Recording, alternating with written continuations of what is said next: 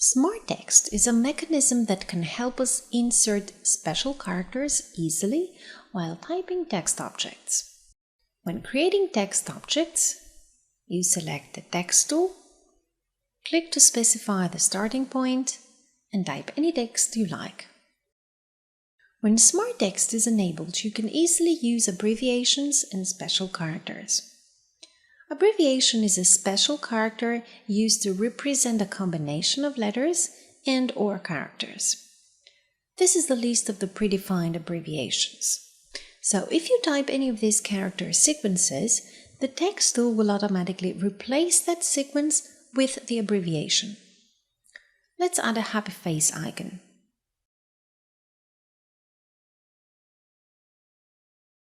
If you disable Smart Text and type the same character sequence, the happy face is not added.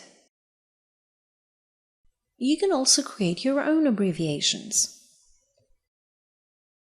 Specify the character sequence and the special character to represent it.